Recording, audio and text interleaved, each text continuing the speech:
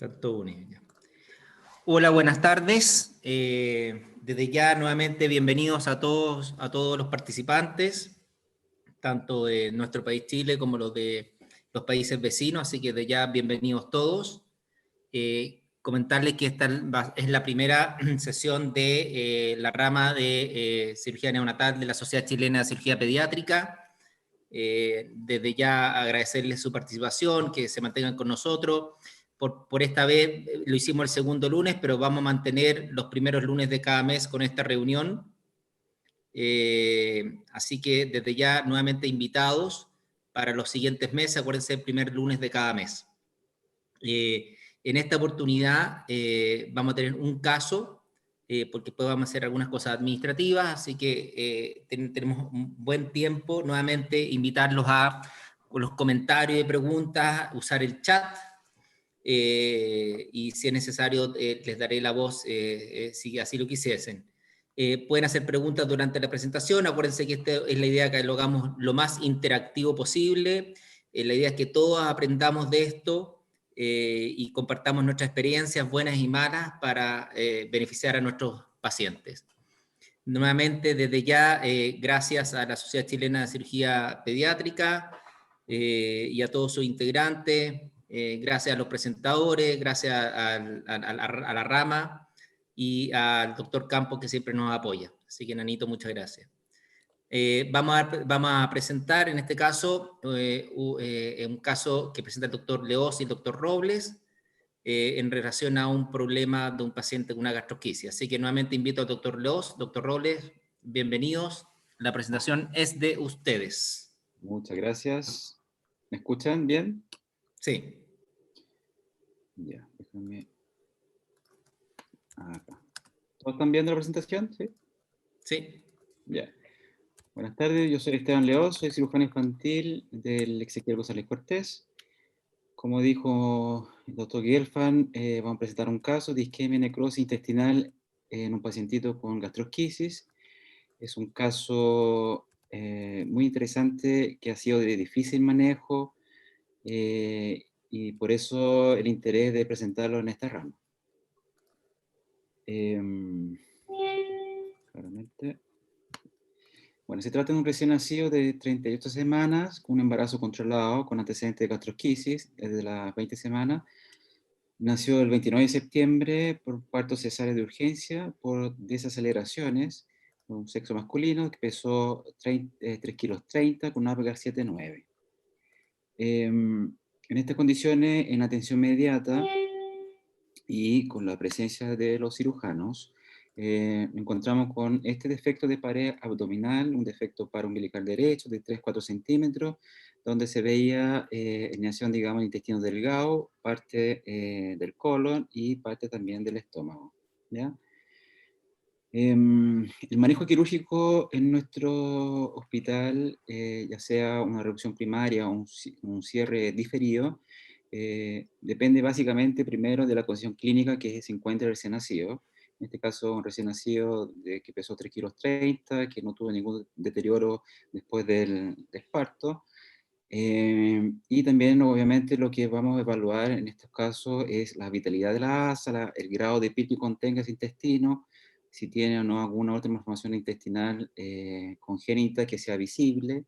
Y bajo esas condiciones, esto se pone en la balanza, y en este caso lo que se decidió hacer una reducción controlada de forma digital, ¿ya? Y mantenerlo con una laparostomía contenida. Todo este procedimiento se hace con el paciente intubado, con pseudoparalización, ¿ya? Por lo tanto, este es un videito que es bien didáctico y lo que hicimos con este pacientito, ¿ya? Ojalá se escuche el audio. Ven por acá. Ya. ¿Está grabando? Sí. Vamos grabando. ¿Ya? Vamos a estrujar un poquito acá el contenido meconial para darnos más espacio. Ya empezar a salir un poquito, ¿eh? Y así vamos haciendo.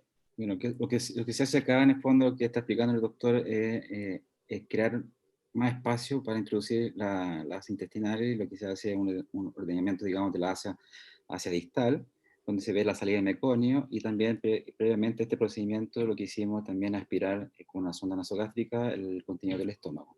¿Ya? ¿Se está viendo ahí la caquita saliendo? Sí, se ve todo. Vamos a estrujar un poquito más, que esto nos da más espacio a nivel intestinal. Sí. Entonces vamos a empezar a introducir lentamente las asas en forma manual. La idea es tratar de no comprimir nada, hacerlo con los deditos todo. Habría sido bueno tener un separador, pero no lo tenemos, así que ya, para. Entonces ahí vamos reduciendo de forma lenta y digital el contenido de las asas abdominales en forma ordenada. El ayudante va mojando la asa para que sea más fácil la introducción. Bueno, ya, fíjate de nuevo. Avanzando lentamente. Estamos Logramos estoy la reducción completa del contenido. Acá en después obviamente confeccionamos una bolsa de Bogotá que vamos a mostrar aquí bien brevemente cómo lo hacemos nosotros. Sí, estamos. Agarramos 2 pegadas, nos juntamos. Entonces, con 2 Tegadem hacemos multipenetraciones y vamos introduciendo exterior de forma lenta y cuidadosa para no dañar el intestino. Esa bolsita. Y luego, una vez introducida, vamos a sellarlo con un tela. colocamos una gasita, la cubrimos con el cordón y arriba de eso un pegadero. En este paciente se logró un cierre sin tensión, un abdomen que está no tenso, digamos, que no hubo un aumento de requerimiento ventilatorio. Se hizo una medición, digamos, de presión intraabdominal a la PIA mediante sonda intravesical, o también lo hacemos en forma clínica con diuresia horaria o con otro parámetro de saturación diferencial. La evolución de este niño fue satisfactoria durante los días siguientes, se mantuvo bastante estable, se hizo una curación a las 72 horas, que mostró vitalidad de asa, y se decidió, en el fondo, afrontar el defecto con un duodeno, y se programa un cierre definitivo a las 72 horas después de este procedimiento. Entonces aquí vemos, digamos, a las 72 horas cómo estaba la asa, una asa que se ve vital, digamos, un abdomen que no está tenso, sin cambio de coloración en la piel. Y lo que se hizo en esa oportunidad es un afrontamiento y cobertura con un duodeno. Bueno, y aquí empieza, digamos, el caso, digamos, porque el día 1 de octubre se decide hacer cierre definitivo del defecto, y para nuestra sorpresa nos encontramos con esa asa, una asa que no están muy vitales, digamos, que son sospechosas, digamos, que algo está pasando. Por lo tanto, decidimos ampliar el defecto hacia proximal y hacia distal. Se exteriorizan las asas y nos encontramos con asas que estaban en su totalidad, digamos, isquémica, con algunos foquitos de necrosis. Encontramos con un mesenterio que está muy hematoso y parcialmente coagulado, ¿ya? En ese momento, claro, uno tiene que tomar alguna decisión, ¿cierto? Y lo que se decidió es dejarlo con una laparostomía contenida, se amplió el meso, un meso que estaba muy friable, y se introduce en forma ordenada también, y manteniendo esta laparostomía contenida para un second loop, digamos, una revisión en 48 horas. El día 3, o sea, las 48 horas, encontramos con una necrosis importante de aproximadamente 35 centímetros de intestino delgado, que no tengo esas fotos del intestino necrótico, sin embargo, en esos 35 centímetros había un segmento de mejor vitalidad que trató de preservar, el que se ve acá, ¿ya? Y se decide hacer un clip and drop para una nueva revisión, y se cierra la brecha mesentérica, obviamente, y se hace una nueva laparostomía contenida. Aquí. Espérate un poco. Rosario, por alguien está por algún motivo compartiendo pantalla que no debería. ¿Sí? Comparte de nuevo pantalla. Estoy como bloqueado aquí. Espérate. Dame un segundo. Voy a salir de video mínimo. ¿Qué es eso? No sé qué es eso. Nano, Ya desactivé el permiso de que los ya, asistentes dale de puedan nuevo compartir tú, pantalla. dale de nuevo tú, Esteban. ¿Se Ahora ve ya o no? poder. Ahora tú vas a poder. Que se me cerró casi todo aquí. Sí, parte de nuevo, comparte de nuevo. Chuta, un momentito. Ah, ya vi. Vamos a partir. Eso. Ahí sí. Ahí sí. Ya. Acá con la biopsia. Ya, entonces lo que estamos hablando en el fondo es que hicimos un clip and drop y una revisión a las 48 horas. ¿Cierto? Se dejó con la protomía contenida. La biopsia mostraba un seguimiento que estaba con necrosis, digamos, en totalidad de la pared, sin ningún otro hallazgo importante. El día 5, a las 48 horas después de la última cirugía, encontramos con sin una asa que están vitales, digamos, obviamente un poquito de edema, y se decidió en esa oportunidad hacer 2 anastomosis. No sé si encuentro mi flechita aquí. Una 2-3 centímetros de válvula ileocecal, ¿cierto? Y otra 10.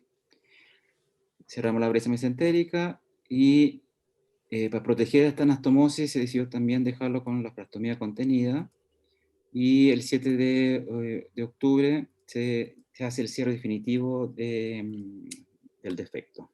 ¿Ya? La evolución de este niño fue favorable, obviamente estuvo con régimen cero y con aporte de nutrición parenteral. Se intentó hacer alimentación por sonda nasogástrica, pero era mal tolerada, y esto se expresaba por distensión abdominal y aumento de residuo gástrico. En los estudios radiológicos también se mostraba distensión de asa cuando intentábamos alimentarlo.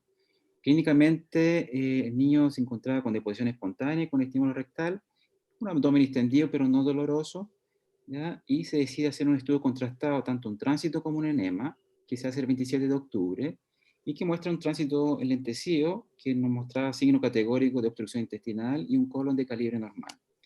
Dada la clínica del paciente, se decide una conducta expectante. Este es el tránsito intestinal y el enema varitado, que en el fondo no mostró ningún signo categórico de obstrucción, y el enema contrastado con colon de calibre normal, que contrastaba hasta el distal. A los 2 meses de vida ya se traslada a la unidad de pacientes críticos desde el Exequiel. Se plantea un trastorno de motilidad intestinal severo, se inicia manejo con eritromicina y con cura de metronidazol inicialmente. Empezamos con fórmula hidrolizada, con regular tolerancia al aumento de volumen. También evolucionó con mala respuesta a estímulo enteral y aumento de residuo gástrico, y con radiografía con dilataciones de asa en forma progresiva. Esta es la radiografía del 20 de diciembre, ya 2 o 3 meses ya de vida, donde hay una dilatación de asa, sin embargo con aire hacia distal, ya aquí se ve en la radiografía con rayos horizontales.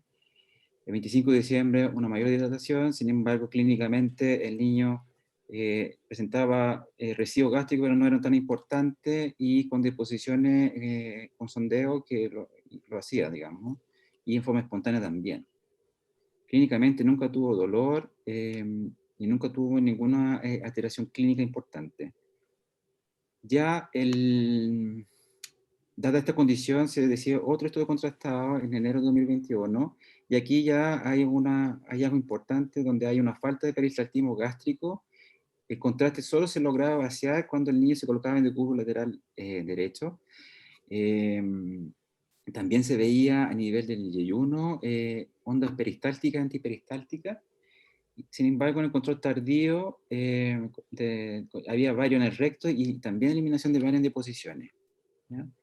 Este es el estudio contra el tránsito intestinal, donde se ve ahí, donde muestra la doctora que hizo el examen, este movimiento de onda que son peristálticas y antiperistálticas, como si fueran de lucha, ¿cierto?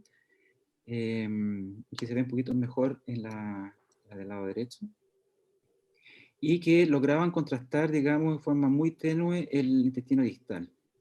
¿Ya? Bueno, se decidió ir controlando con radiografía hasta enero, que encontramos con esta radiografía que ya obviamente es patológica, con un niño que seguía distendido, con aumentos de residuo gástrico ya importante, eso es 500 cc de líquido, digamos, gástrico en 24 horas, con deposiciones muy escasas, y se decide, por lo tanto, una exploración quirúrgica. ¿Y qué encontramos en esa exploración? Encontramos un intestino proximal muy dilatado, ¿ya? Con un intestino distal disfuncionalizado. Estas eran las dos zonas de sutura que hicimos, que en el fondo, al contraer este contenido hacia distal, pasaba, pero en forma muy filiforme.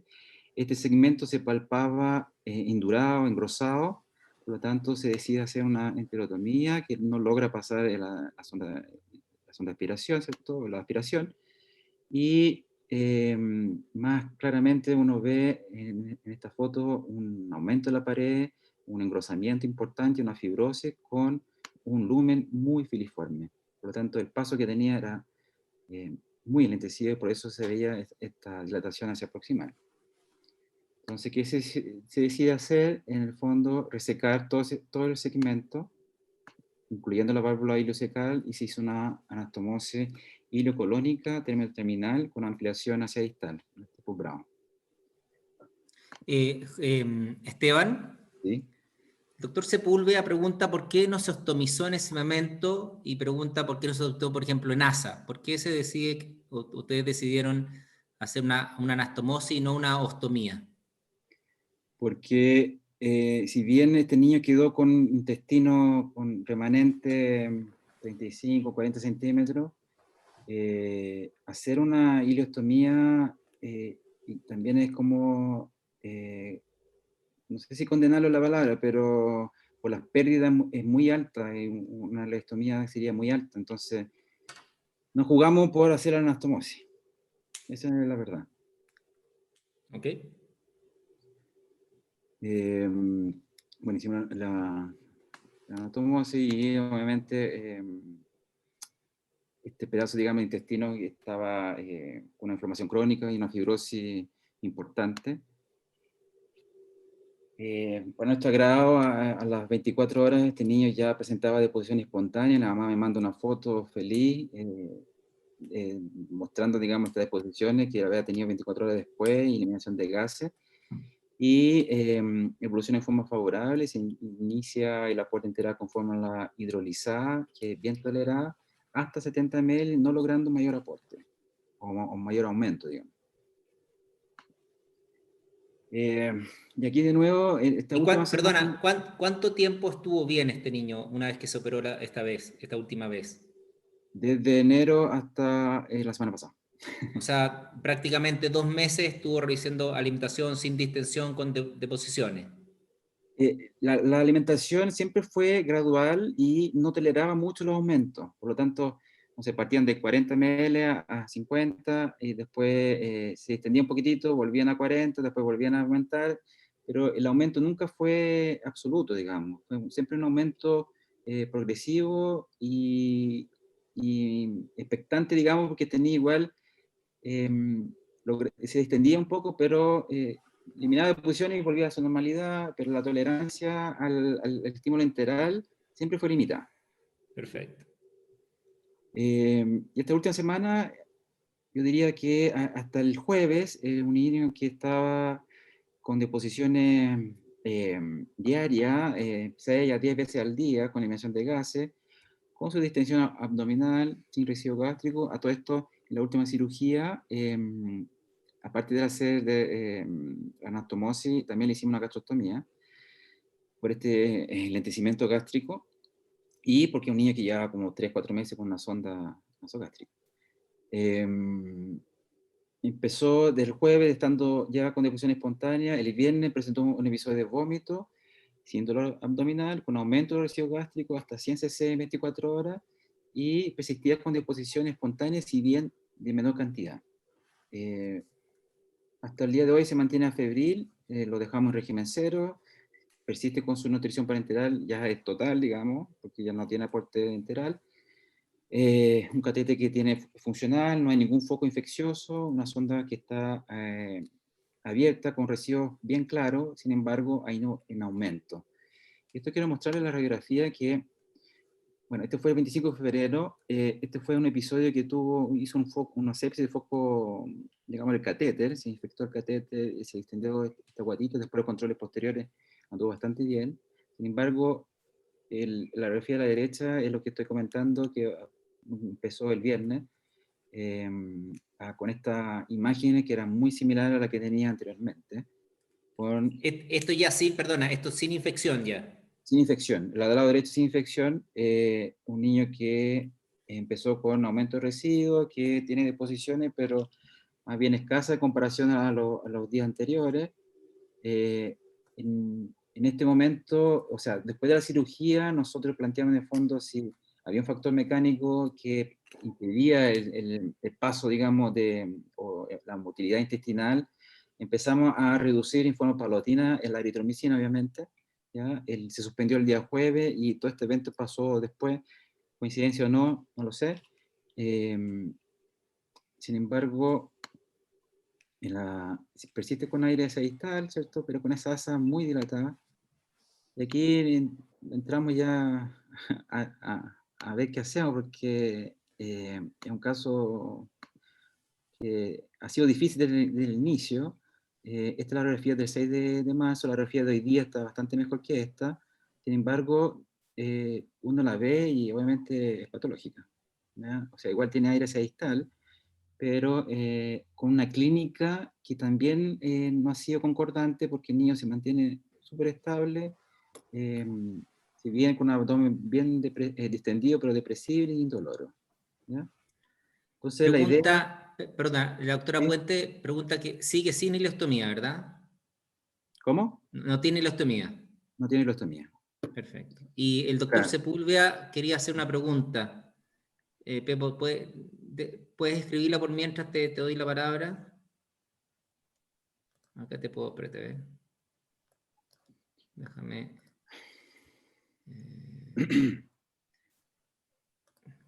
Ya, Pepo, ahora puedes hacer la pregunta. Pepo.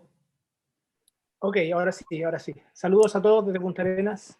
Hola, doctor. No sé por qué razón nosotros en Punta Arenas tenemos mucha gastrosquisis, así que experiencias sobre estas cosas tenemos y compartimos tu pesar y tu angustia, Esteban, porque estos casos son complejos siempre.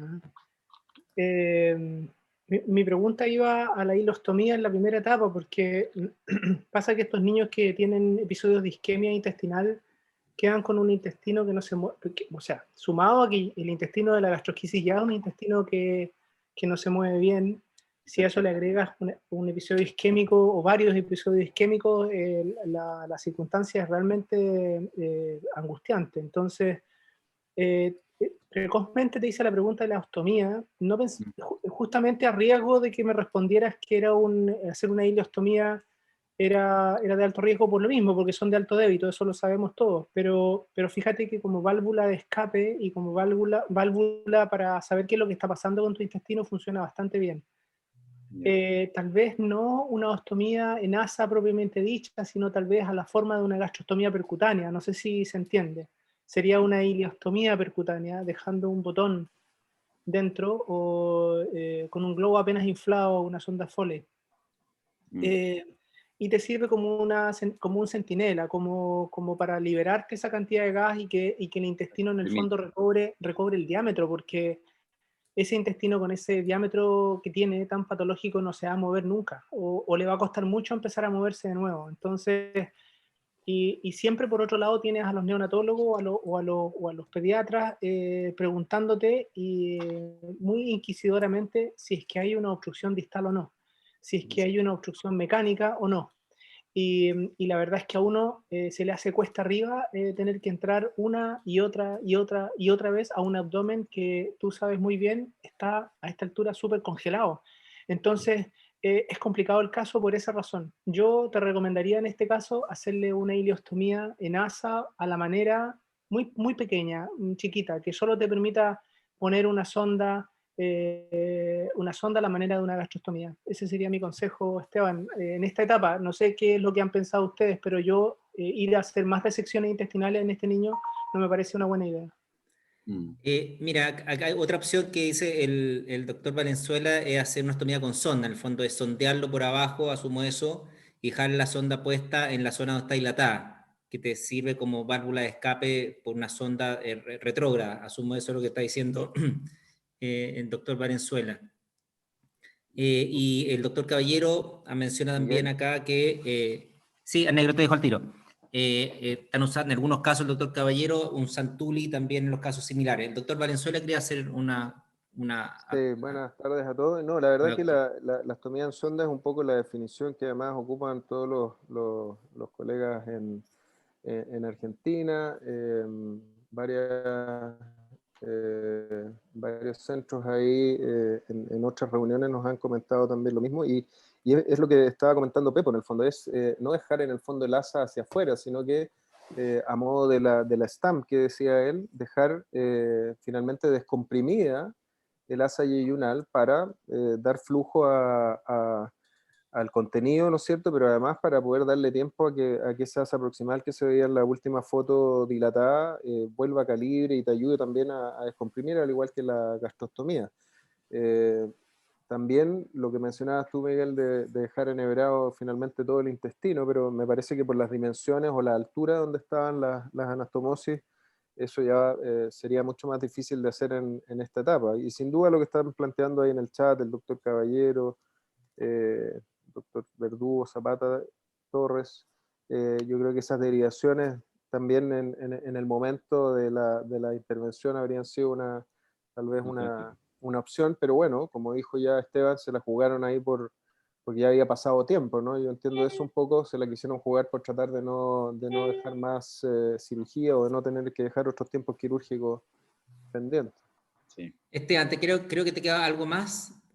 Una slide creo más. que era un poco eso, agradecer los comentarios porque en verdad, como dijo el doctor Sepúlveda, a veces cuesta tomar la decisión, especialmente con los papás, ahí un niño que ha estado toda su vida en el hospital, digamos. Y claro, la presión de los pediatras o la gente que lo está viendo, digamos. Son una alternativa que, bueno, lo asumo como buena alternativa, digamos. Nosotros, no sé, o sea, la duda que nos entra ahora es que no estará, aunque haya sido una ileostomía terminal, ileocolónica, ampliada, etcétera, la duda que siempre entra es, bueno, ¿no estará pasando algo ahí? ¿No estará estenótico de nuevo? ¿O solamente era esa dilatación de asa? No lo sé. Igual planteamos, y eso lo hemos conversado con Dr. Gelfand y el equipo de cirugía neonatal, quizás hacer otro estudio contrastado, quizás hacer un enema contrastado, ver si pasa, digamos, ya que no tiene válvula, desde distal hacia proximal. No sé, ¿será solo cuestión de motricidad o si es, digamos, y si descarta una complicación mecánica o quirúrgica, será candidato este niño a enteroplastía? Bueno, ahí los dejo para que lo comentemos porque de verdad a veces el camino es como bien largo y difícil, parece que uno de repente anda solo, pero en verdad no, en verdad que en ese sentido hemos tenido apoyo de todas las decisiones se han tomado en conjunto, pero como decirlo, en el fondo son casos que son desafiantes, digamos. Quizá, no sé, quizá como dicen ustedes, hubiera sido la alternativa hacer esta ileostomía en asa percutánea, y eso es lo que ojalá nos sirva para aprender más adelante, digamos. Esteban, ¿Sí? antes que darle la palabra al doctor Seguro, el doctor Carlos Seguro de Perú, quería hacer un comentario. La doctora Puentes preguntó, dice, me gustaría escuchar si tienen tips para tomar en cuenta que, asumo que al reducir, dice ahí, una gastroquisis como esta, que parece que se está reduciendo exitosamente para que no quede volvulado. ¿Qué le contestarías tú? ¿Qué cosas hay que tener presente cuando uno reduce una gastrosquisis para que obviamente durante la reducción no se produzca un vólvulo del mesenterio? Bueno, primero que estos pacientes tienen cierto grado de malrotación, ¿cierto? Por lo tanto, lo que se recomienda, primero, como lo mencioné al principio, hacer una inspección de la asa, ver su vitalidad y la introducción, digamos, obviamente, en forma ordenada, manteniendo el mesenterio lo más amplio posible. Y lo más orientado posible. Lo más orientado posible. Carlos, tú querías hablar. Carlos Segura, después voy a hacer un comentario de la doctora Ojeda y el doctor Verdugo. Hola, Carlos. Hola, ¿qué tal? ¿Cómo están todos? Hermanos chilenos, ¿cómo estás, Miguel? ¿Cómo estás? Bienvenido. Miren, Y qué bueno que estés sano. gracias, gracias a Dios, de verdad, y los rezos de todos ustedes. Bien, mira, en sí yo estuve esperando entrar a la reunión y por error había presionado otro Zoom. Entonces entré tarde y no escuché desde el principio el caso clínico, ¿no? Pero me da la impresión de que esta es una gastrosquisis que ha perdido mucho intestino, creo yo, ojalá no sea así. Quisiera saber cuánto intestino residual le queda, porque aparentemente tampoco hay un cuadro obstructivo demostrado. En lo que he visto, le han hecho muchas series radiográficas y hay un buen pasaje, es lo que escuché también, del contraste de arriba abajo y de abajo arriba. Entonces, ojo que los intestinos acortados cuando hacen síndrome se dilatan. Entonces, muchas veces conviene una dilatación de esa naturaleza para hacer un elongamiento, un serial transverse, un step. Entonces, quisiera que me respondan, por favor, si es que hay un intestino corto, y ojo que eso podría dar un síndrome de intestino corto, una insuficiencia intestinal, que más bien, repito, convendría esa dilatación ya para pensar más allá. Entonces, número 1, ¿cuánto intestino residual queda? Número 2, ¿hay obstrucción real? Y número 3, ¿sería esa una posibilidad? Muchas gracias.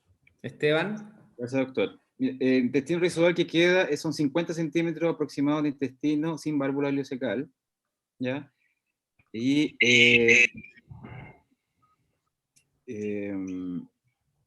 la otra pregunta, en el fondo, es eso que queremos descartar, digamos, que no tenga un factor mecánico que explique esta dilatación de asa. Claro, entonces, mira, la explicación de la asa intestinal podría ser precisamente porque acá hay un insuficiente intestinal, que así funcionan las insuficiencias intestinales, se dilatan las asas por algún motivo. Y eso da chance, pues, precisamente para planificar un elongamiento intestinal mediante el STEP, ¿no? El Serial Transverse Heterostomía, eso que en inglés representan esas siglas. Entonces sería un tema, creo, a considerar. Estoy de acuerdo contigo, Carlos,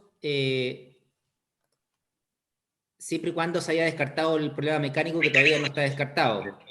Exactamente, pero al parecer le han hecho contrastados y pasa bien el contraste, y cuando lo han reoperado no han encontrado una zona... Pero no ahora no. El doctor Pepo, querías dar un tip también para no tener problemas de vólvulo durante la reducción. Sí, hay maniobras clásicas que no vi en el video, que una de ellas es la elongación, comillas traumáticas, cierro comillas, de la pared abdominal. No vi que se hiciera eso, que te da más espacio. Stretching. Sí, el stretching. Y además de eso, eso te permite ordenar, darte cuenta cuál es el sentido del meso. Estos niños tienen meso corto y muchas veces no siempre son de izquierda a derecha y de cefálico a caudal, a veces son rectos de cefálico a caudal, otras veces van de derecha a izquierda, en fin. Entonces, se hizo en todo caso, pero se hizo, sí. Vale, es que no se veía en el video. Está perfecto. El doctor Campos dice que no olvidar que los programas de trasplante de intestino de gastrosquisis hay que primero ver las primeras 3 causas, insistir en la obstrucción mecánica y en fondo no reconocer la disponibilidad afecta el manejo y la sobreincidencia de cirugía y resecciones. Otra pregunta, ¿se descartó Hirschsprung, Esteban?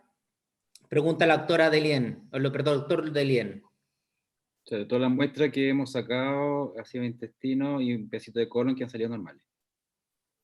Pero, y además tampoco en el estudio contrastado se ve intestino muy dilatado, digamos un colon dilatado, o sea, un estilo calibre normal, desde su inicio en el recto.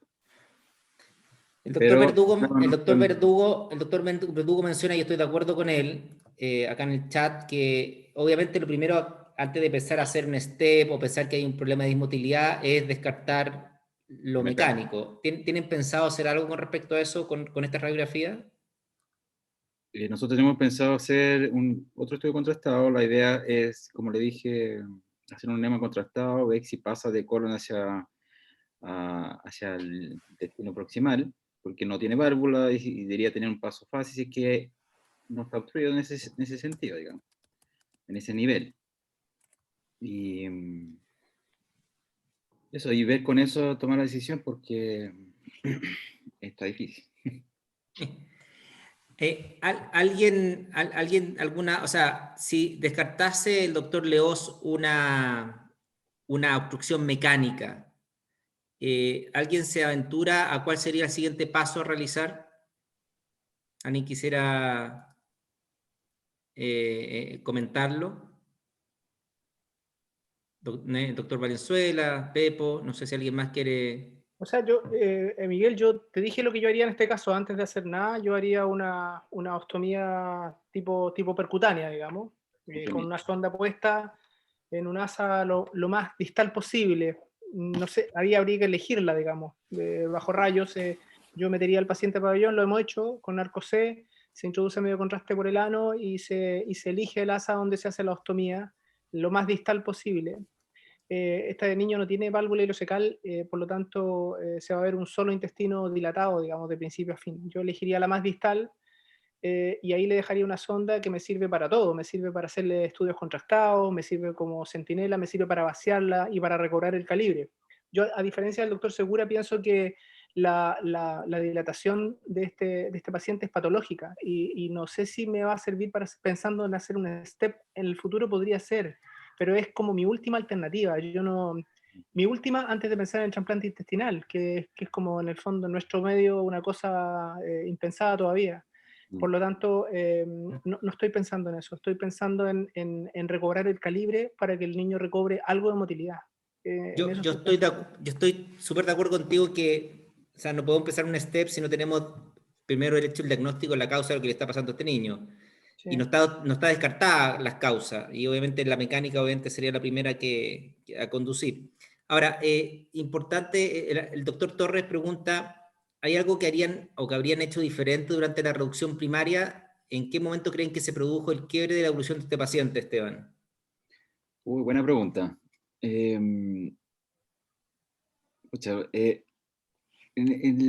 Lo que llama la atención es que este niño, tanto es así que se decidió el cierre definitivo al 6º día, porque tuvo una evolución, muy buena evolución, digamos. No sé en qué momento se produjo esta pseudo-ovulación, digamos, porque clínicamente nunca lo manifestó, ¿ya? Difícil. Quizá una opción, en vez de, no sé, en vez de dejar la primera cirugía después de la reducción, y en vez de hacer la proteína contenida, haber dejado con un silo, no sé.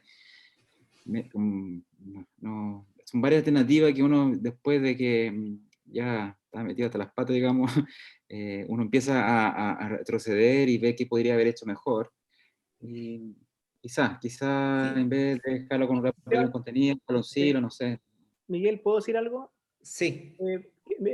Esteban, yo creo que tú tienes que estar en calma, porque yo no vi en el video que hayas hecho nada equivocado o nada erróneo. Me pareció que hiciste una reducción de contenido, que es lo que hacemos todos, ¿verdad?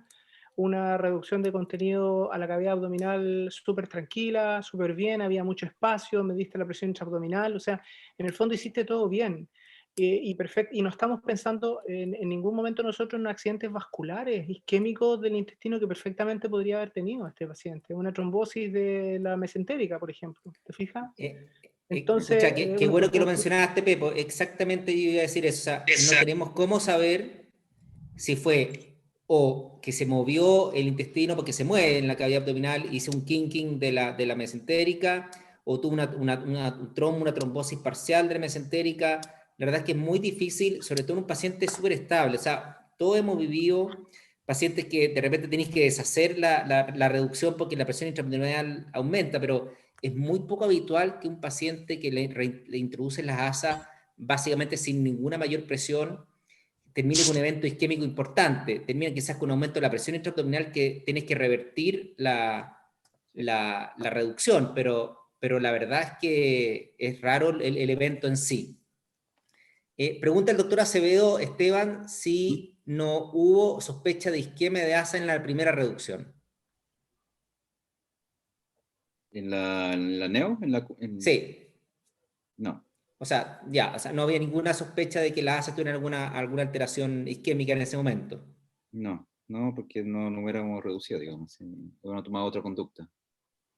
Y preguntan, no sé si alguien ha vivido, ¿han tenido pacientes con isquemia mesentérica masiva sin vólvulo evidente en gastrosquisis? Yo no. No sé si alguien ha tenido algún evento como este, un paciente con gastrosquisis sin vólvulo, con isquemia mesentérica, como este caso, digamos. No sé si alguien quisiera... Sí, nosotros, Miguel, hemos tenido 2 casos en Punta Arenas de pacientes con gastrosquisis y artritis intestinal tipo 4, o sea, un apple pill, con trombosis de la mesentérica de la mitad de la mesentérica hacia distal, digamos. 2 casos. Y el doctor Torres dice que también han tenido casos... Sí, caso ahí. y lo hemos manejado, bueno, con la ostomía inicialmente, y con esta técnica de poner una sonda de centinela, porque además hacen síndromes de asa ciega estos pacientes que tienen asas tan dilatadas. Entonces, es complejo el asunto, la nutrición parenteral total hay que pensarla por mucho tiempo, por mucho rato.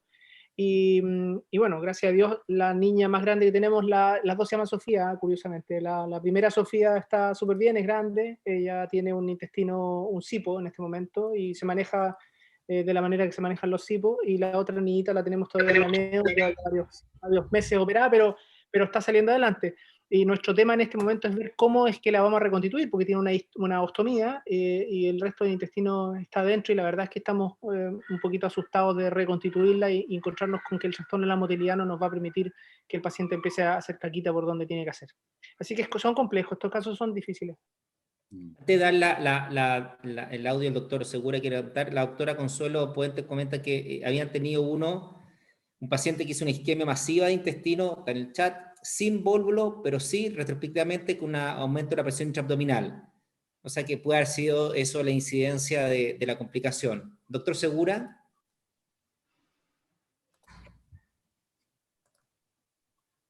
¿No se escucha? Ahora sí, Ahí ¿cierto? Sí, Hola, ahí sí. quisiera replicar mi comentario. Miren, si el paciente está obstruido, definitivamente la cirugía tiene que ser para una liberación de la obstrucción. Pero si no estuviera obstruido, son 50 centímetros sin válvula ileocecal. Entonces ese paciente casi tiene un 95% de posibilidades que vaya a la insuficiencia intestinal. Digamos, ok, está ese intestino paralítico por la acción de la misma gastrosquisis, que realmente nunca he visto tanta dilatación en un paciente gastrosquítico por ese motivo de la neuroparálisis intestinal, ¿no? Digamos, bueno, que sí sea cierto, entonces yo le pongo una sonda, desinflo el intestino, me comienza a caminar un poquitito más el intestino, y de pronto me va a hacer insuficiencia intestinal, son 50 centímetros sin válvula. Entonces, ¿cuál sería el próximo paso? Hacer un STEP. Y para hacer un STEP, ¿qué necesito? Un intestino dilatado. Entonces, realmente todavía queda la posibilidad inicial que les digo, ¿no? Si es que no hay una obstrucción y hay un intestino dilatado, puede ser que esa dilatación se deba a lo que comúnmente se ve en el paciente de intestino corto, que es la dilatación natural de la enfermedad, ¿no? Entonces, analicemos bien ese tema y veamos si está obstruido o no, y retomemos la posibilidad del STEP en vez de desinflar esa asa intestinal que me va a quedar acortada a las finales, ¿no? Y respecto a la necrosis intestinal o a la insuficiencia vascular, solamente he visto un solo caso, que no era por vólvulo, que era en un caso de gastrosquisis cerrada. Entonces se cerró la gastrosquisis, se necrosó la parte extruida y adentro quedó pues la atresia intestinal. El doctor Campos quiere decir algo, ¿Nano? Bueno, yo creo que todos han dicho lo complejo de este caso, yo me uno a ello, yo no tengo mucha experiencia en esto, pero escuchando algunos comentarios me parece que es un poco simplista decir a veces que esto hay que dilatarlo y tratarlo con un STEP, porque de hecho uno podría, todos entendemos que cuando hay insuficiencia intestinal por falta de centímetros de intestino, uno quiere que esto se dilate lo más posible para poder hacerle un STEP, y eso es un tratamiento que está evaluado, que es seguro, que tiene ciertas complicaciones, pero está bien. Pero el problema es que en este paciente hay que ser muy cauto, porque también el Pepo dijo, bueno, se trata como se dan los SIPO. En los SIPO hay que tratar de evitar la dilatación en el fondo nos juega en contra. Entonces, si uno trata como intestino corto por insuficiencia intestinal por centímetro, nos conviene la dilatación. Si nos lo tomamos como insuficiencia intestinal por dismotilidad, que creo que aquí lamentablemente tenemos cosas mixtas y no sabemos todavía cómo interpretarlo, y creo que de parte de la audiencia también hay mucha inseguridad si esto todavía es mecánico, que estoy de acuerdo que es lo primero que hay que descartar, pero personalmente me parece que está suficientemente descartado por los estudios contrastados recientes. Si es que esto es por dismotilidad, la verdad es que la dilatación no nos conviene nada. Yo no estoy tratando de plantear soluciones, pero simplemente estoy tratando de evitar que se tome este paciente como algo muy como algo, por así decirlo, un camino simplista de que vaya al STEP. Eso es todo. Yo estoy súper de acuerdo contigo. Este es un paciente que puede tener algo mixto, en que tomar una decisión por un lado te puede perjudicar finalmente. Así que mientras no tengamos un diagnóstico preciso de que sea obstructivo, si un SIPO o si una dilatación por dismotilidad y necesitamos un STEP, yo creo que tienes razón que hay que irse muy poco avanzando en este paciente, teniendo un diagnóstico muy adecuado antes de tomar una decisión o un camino o un norte que seguir constantemente. Y, perdón, por ahí en el chat había una idea de poner unas, siguiendo por el camino de que esto es una dilatación por dismotilidad y que hay que, en ese sentido, descomprimirlo. Hay una idea de poner una sondita en todo el intestino, puesta explícitamente, con varias perforaciones. A mí me tocó ver eso un par de veces en Sydney, no tengo idea si alguien más tiene experiencia. Sí, una ostomía intubada que se llama. Perdón, Miguel. ¿Hola? Así es. No sé si Carolina o doctor Valenzuela quieren hacer alguna posición. Hola, sí, yo con respecto a lo que estaba diciendo Nano recién, que lo planteó el doctor Leiva, que nosotros lo hemos hecho en pacientes, canalizar el intestino con una sonda, que lo hemos hecho en este paciente particularmente, además tiene gastro también, lo hemos hecho por la gastrostomía, canalizar todo el intestino, lo hemos hecho en algunos pacientes que hemos tenido perforaciones múltiples, y canalizamos desde la gastrostomía todo el intestino y después lo vamos retirando lentamente. Y la verdad es que nos ha funcionado bien, con algunos pacientes también complejos y todo. Entonces estoy de acuerdo en realidad con todo lo que han planteado. Decirle un poco a Esteban lo mismo, que son pacientes complejos, todos hemos tenido algunas situaciones en que no nos hemos querido ver envueltos. Y yo también comparto un poco también la parte que dijo Nano de la dilatación. Me complica un poco esta dilatación tan intensa, no necesariamente por una estenosis, puede tener algunas dismotilidades. Hay algunos círculos viciosos también de estos intestinos bien distendidos que hacen translocación bacteriana y que necesitan lavados. Entonces, estoy de acuerdo con que habría que ostomizarlo, ponerle una sonda, pero de alguna manera desdistender esta dilatación mientras vamos viendo qué es lo que tiene. Gracias, Carolina. Doctor Valenzuela. Miguel, yo un poco para generar más polémica, porque está bien entretenido, creo que la mirada un poco actual del STEP, considerando bueno, lo increíble que fue la idea para efectos de alargamiento intestinal, no olvidemos que también es una buena solución para hacer remodelamiento. O sea, yo creo que el STEP también, un STEP corto, viene un poco a reemplazar tal vez para algunos casos las otras plastías intestinales en esas grandes dilataciones proximales en las atresias. Eso por un lado. Entonces, yo creo que hay que analizar ahí el grado de dilatación, hacer una medida muy acotada, con regla en mano para tomar una decisión, pero a priori yo lo tengo o lo considero como una herramienta más incluso para hacer una buena, ¿cómo se llama? Remodelación, digamos, del intestino, sobre todo si tengo un segmento corto. Y eso un poco complemento con la controversia respecto a lo que acaba de decir el doctor Campos, ¿no es cierto? Porque, como digo, podemos tener las dos funciones del STEP. Eso quería comentar por un lado. Y en el otro aspecto respecto de lo que son las derivaciones primarias, como Santulli u otras, o la estomía en sonda, recordar que en una de nuestras reuniones del año pasado, el grupo del italiano mostró un caso o comentó de los casos que ellos tenían, y en general a mí me da la impresión de que al menos para el lado nuestro chileno, nosotros somos mucho más ansiosos tal vez con estas dilataciones, y me recuerdo muy bien de esa reunión en que ellos les daban mucho tiempo y la verdad que no se estresaban con tener grandes diferencias de calibre, incluso haciendo el remodelaje intestinal. Entonces eso lo comento para transmitirle un poco también a Esteban y a todo el equipo que está manejando este niño que en el fondo, por todo lo que ya se ha dicho, la dismotilidad, las complicaciones que tuvo desde el punto de vista isquémico, etcétera, bueno, tal vez este paciente va a ir a su ritmo y va a requerir mucho más tiempo para que en esa última foto que nos mostraste, Esteban, esa diferencia de calibre, que en el fondo ya tenemos la anastomosis ileocolónica, pero a lo mejor le falta tiempo para, habiendo una vez descartada la cosa mecánica, por supuesto, con el contraste que tienen pendiente, darle tiempo a que se vaya volviendo a calibre normal, ¿ya? Y en eso creo que sí, cualquier derivación en algún minuto podría ser un complemento.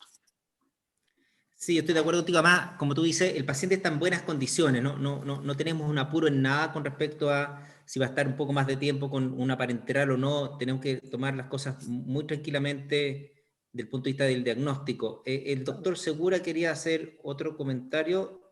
Carlos. Más cuesta arriba se hace la pabellón. Sí, claro. Carlos, ¿querías decir algo tú? Sí, claro, yo realmente no calificaría de simplista ninguna opinión, dado que el caso es complejo y no creo que alguien se atreva a dar una opinión de la nada, ¿no? Una opinión simplista. Es más, yo me preguntaría, digamos, ok, este paciente tiene una dismotilidad. ¿Y cuál sería la complicación si es que yo a este paciente le hago un STEP teniendo una dismotilidad? Al contrario, si está dismótil, pues me va por dejar las anastomosis. Entonces, si yo ya tengo tanto temor, que es la dismotilidad, más el tema de la dilatación, pues puedo combinar más cosas. Pues le hago un STEP y le hago una derivación si tengo tanto temor. Desde ya, si tengo un intestino dilatado y eso me da temor de la dismotilidad, si hago un STEP, pues ya le voy a reducir el calibre. Entonces, repito, consideremos nuevamente esta opinión que a mi parecer no es nada simplista. Más bien está sobre el tapete todavía esa posibilidad, sin ánimos de ser terco en el asunto, ¿no? Porque sí he manejado varios pacientes con síndrome de intestino corto y se comportan así, con tremendas dilataciones de intestino delgado por una cuestión fisiológica. Entonces, razonemos un poquito más en esto, y me parece que el doctor que me antecedió también habló algo respecto al modelaje, ¿no? Que estamos hablando, creo, de lo mismo.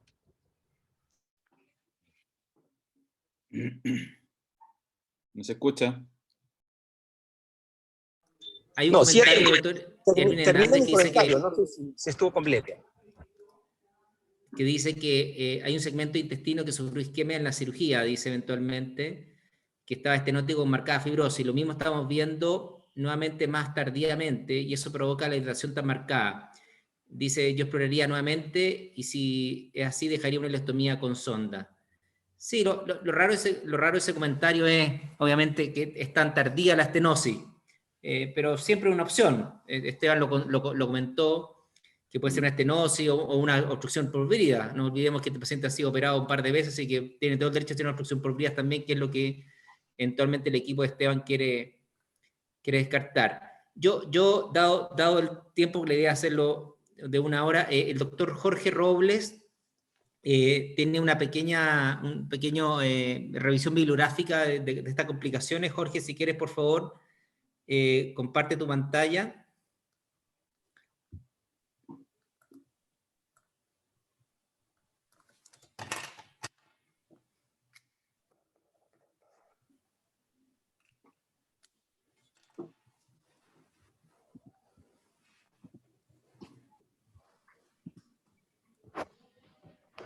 Dale, Jorge. Ahí está. Buenas Avanza. Bueno, mi nombre es Jorge Robles, yo soy residente de primer año de cirugía pediátrica acá en el Hospital Ezequiel González y con el doctor Leos y el doctor Gelfand. El objetivo de esta revisión fue más que nada orientar qué es lo que está pasando con Maximiliano y probablemente esto apoye un poco lo que han dicho muchos, que es un paciente complejo y que tiene una evolución tórpida probablemente ya desde su diagnóstico. Entonces, como introducción, vemos que, solo como un antecedente, la gastrosquisis ha tenido un aumento de su prevalencia en los últimos años. Se ve que desde el 2012 su prevalencia reportada es de 4,9 por 10.000 recién nacidos vivos y la razón específica no está aún clara. Algunos proponen que la edad materna más joven, el uso de tabaco, el uso de drogas, las infecciones connatales pueden ser un factor de riesgo. Sin embargo, desde el punto de vista de la bioestadística, no hay una definición aún. En los temas de gastrosquisis, los avances en el cuidado perinatal han mejorado la morbimortalidad y esto ha sido sobre todo en las últimas 3 décadas, al punto que, por un lado, tenemos las gastrosquisis simples o no complicadas, que tienen estadías hospitalarias relativamente cortas, sin grandes acontecimientos. Pero por otro lado, tenemos un concepto que se ha introducido en los últimos años de gastrosquisis complicada, que son pacientes que en general tienen un curso clínico más pobre, que va a variar ampliamente dependiendo de cuál es la complicación de la que estemos hablando, y van a ser estos pacientes finalmente los que tiran para abajo las cifras de las series de casos en gastrosquisis. La mortalidad neonatal de la gastrosquisis está descrita más o menos entre el 5 al 10%, y van a ser específicamente los pacientes con gastrosquisis complejas o complicadas los que van a encabezar este grupo. También como introducción, desde el punto de vista conceptual, vemos que desde el año 63 el médico Thomas Moore fue el primero que hizo una revisión exhaustiva del concepto de gastrosquisis y el que definió un poco las directrices de esta entidad clínica. Y ya el 2001, con el cambio de siglo, fue Molik quien en una serie de casos mayor, más o menos 100 pacientes, fue quien hizo una diferencia clara entre estos dos grupos de gastrosquisis que él llamó simple y compleja, siendo evidentemente los pacientes con gastrosquisis complejas los con outcomes más pobres. Entonces, cuando nos referimos a estos conceptos y cuando hablamos de la clasificación de gastrosquisis, como bien dijimos, vamos a tener estos dos grandes grupos, simples por un lado, que son aquellos que no se asocian a complicaciones intestinales, y las gastrosquisis complejas, que van a ser aquellos que sí las presentan. Y esto, en verdad, hace referencia a lo que Molik dijo en el año 2001. Estas complicaciones intestinales pueden ser atresia intestinales, estenosis, vólvulos, perforación o isquemia. Y hay series de casos que hablan que la gastrosquisis compleja en realidad son solo aquellas complicaciones que se producen intraútero, y hay otras series de casos que abarcan un espectro más grande, incluso abarcando las complicaciones postnatales. Las gastrosquisis complejas van a representar hasta el 28% de todos los casos de gastrosquisis y van a ser estos pacientes, como bien dijimos, los que representan un aumento significativo del riesgo de morbimortalidad, describiendo hasta 8 veces mayor que las de la gastrosquisis simple. Entonces, cuando nos preguntamos, ¿existe un algoritmo de manejo para estos pacientes? En lo que están de acuerdo en realidad las revisiones del tema es que el algoritmo general de manejo para los pacientes con gastrosquisis compleja no es posible y no es relevante dado este amplio abanico de todas las complicaciones que existen asociadas a esta patología. Dentro de los factores que más se mencionan cuando hablamos de gastrosquisis compleja y cuando queremos plantear cuál es la estrategia quirúrgica, está cuál es la edad gestacional, cuál es el peso de nacimiento, cuál es el grado de desproporción abdominovisceral, entre muchos otros factores.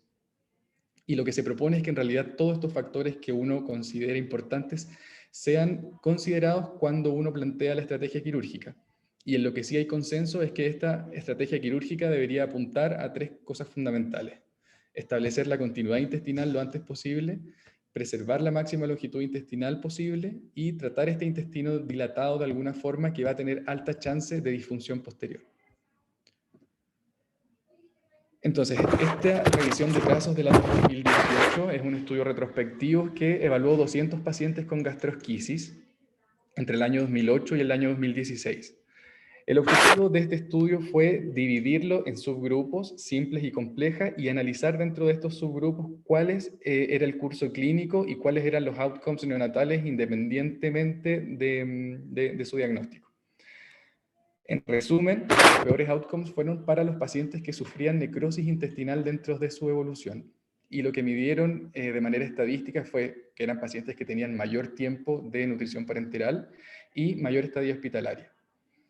Para describir estos pacientes con necrosis intestinal eran pacientes que sufrieron necrosis en unos o más segmentos, la mayoría sufrieron resecciones de estos segmentos necróticos, anastomosis y posterior silo o cierre primario, y la mayoría de estos pacientes además sufrieron una o más cirugías en su curso clínico.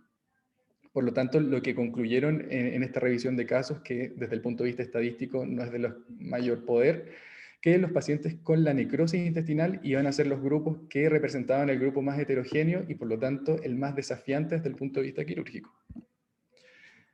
Este otro estudio que fue publicado el año 2014 tiene un poco de mayor poder estadístico. Fue una revisión sistemática que analizó 13 estudios, la mayoría estudios de caso, donde en resumen vio que los pacientes con gastrosquisis complejas van a ser los pacientes que la nutrición enteral iba a iniciar mucho más tarde y por lo tanto iban a demorar más en llegar al 100%. Van a tener mayor duración de nutrición parenteral, mayor riesgo de sepsis, de síndrome de intestino corto, de necrosis posterior, y los pacientes complejos van a ser los con mayor estadio hospitalaria, más probable, alta con nutrición parenteral incluso al domicilio.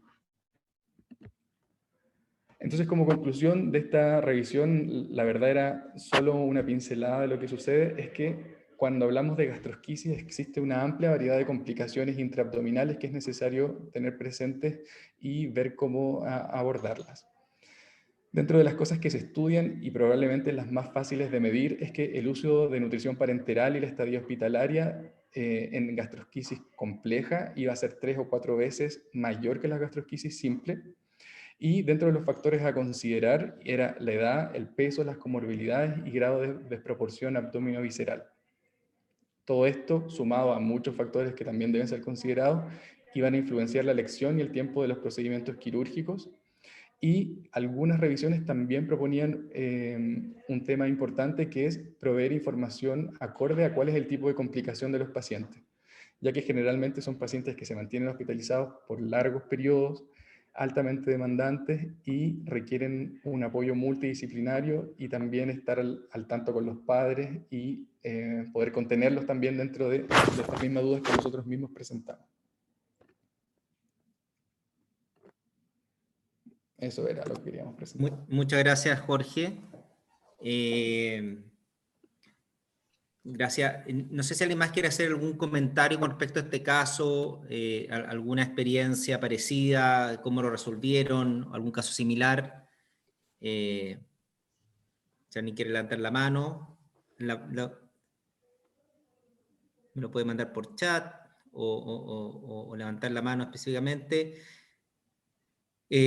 Nuevamente agradecer, por mientras tanto agradecer al doctor Leos, doctor Robles por la presentación y la revisión bibliográfica. Como siempre, dedicarles desde la rama de cirugía neonatal, tanto al doctor Donoso como el doctor Valenzuela y yo y el doctor Campos, que la idea de esto es justamente esto, presentar nuestras complicaciones, los casos complejos, porque yo creo que acá es donde uno más aprende finalmente.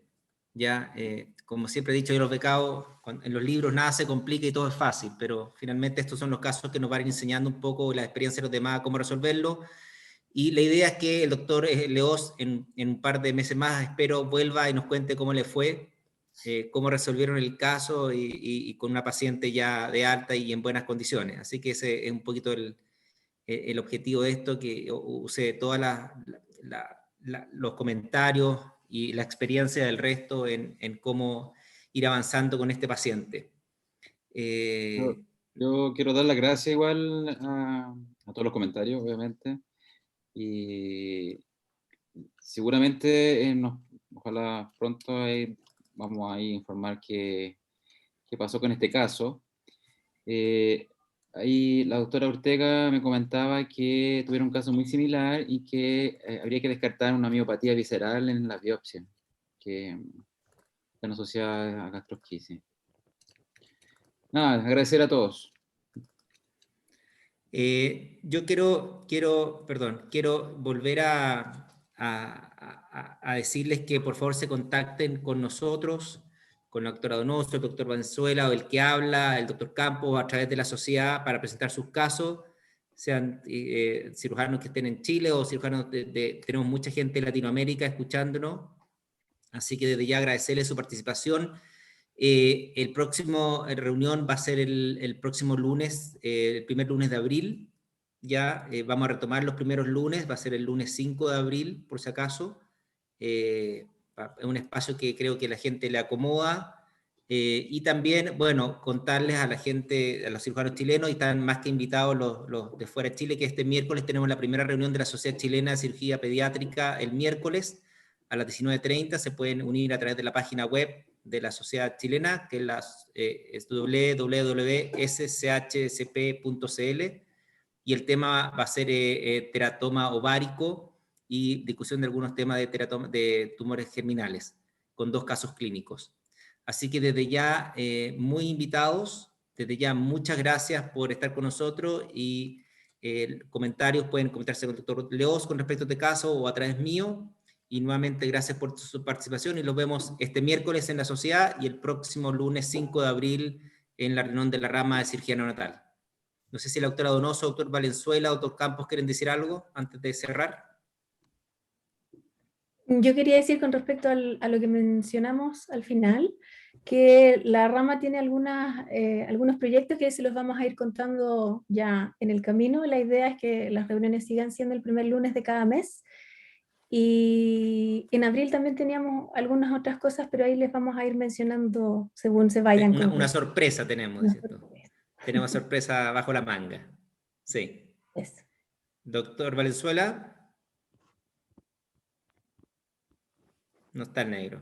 Bueno, desde ya muchas gracias por todos los comentarios y sigan cuidándose. Todavía nos queda un tiempo de mascarilla y cuidados, así que desde ya un abrazo, que estén todos bien y nos vemos o este miércoles en la sociedad o el próximo lunes 5 de abril en la reunión de la rama. Muchas gracias y buenas noches a todos.